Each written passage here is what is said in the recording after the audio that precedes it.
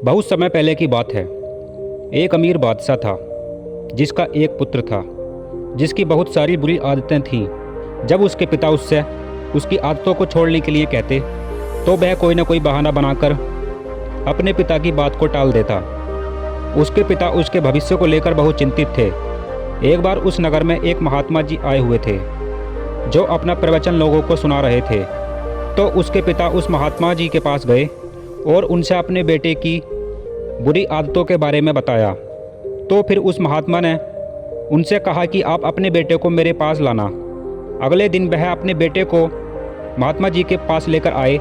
तो उस महात्मा ने उस लड़के से कहा कि तुम्हें अपनी बुरी आदतों को छोड़कर अपने आप में सुधार करना चाहिए। इस दुनिया में कोई किसी का नहीं होता है।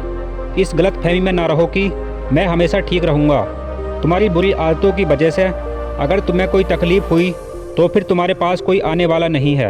महात्मा की यह बात सुनकर वह लड़का क्रोध से पागल हो गया और महात्मा जी को बुरा भला कहने लगा कि मुझे किसी चीज़ की कमी नहीं है, मेरे पास धन दौलत सब कुछ है, मुझे किसी की सहायता की ज़रूरत नहीं है। और वह महात्मा जी के पास से चला गया। अब वह रोज़ शराब पीता और लोगों के साथ जुआ खेलता जिससे उसकी संपत्ति नष्ट हो रही थी। शराब का अधिक सेवन करने से एक दिन वह बीमार पड़ गया। जब डॉक्टर को बुलाया तो उन्होंने कहा कि तुम्हारे गुर्दे खराब हो गए हैं, इसे ठीक करने के लिए संचालन करना पड़ेगा। तो उस लड़के ने कहा आपको जो भी करना है जल्दी कर दीजिए। डॉक्टर ने बोला कि इसके लिए बहुत पैसों की ज़रूरत पड़ेगी। वह लड़का तो अपना धन पहले ही जुए में लुटा चुका था। उसने कहा मेरे पास ज़्यादा पैसे नहीं हैं और कुछ नहीं हो सकता है क्या? डॉक्टर बोले एक रास्ता है, अगर तुम्हें कोई अपने गुर्दे दे दे तो तुम कम पैसे में ठीक हो जाओगे। तो फिर उस लड़के ने अपने मित्रों को बुलाया और उनसे गुर्दे देने की बात कही।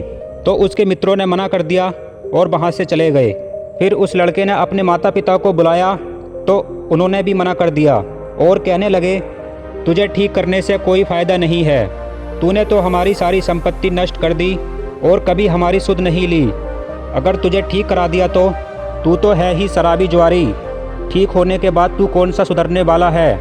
इतनी बात कहकर उसके माता पिता वहाँ से चले गए। अब वह बहुत पछतावा कर रहा था और सोच रहा था अगर मैंने अपना धन सही से उपयोग किया होता तो मेरे पास काफ़ी धन बचा हुआ होता जिससे मैं अपना इलाज करा लेता। और सोचने लगा कि अब पछताने से कुछ नहीं होने वाला। फिर उसे उन महात्मा की बात याद आई जिसे उसके पिता ने उनसे मिलवाया था। उसने सोचा कि एक बार मैं उनसे ज़रूर मिलूं।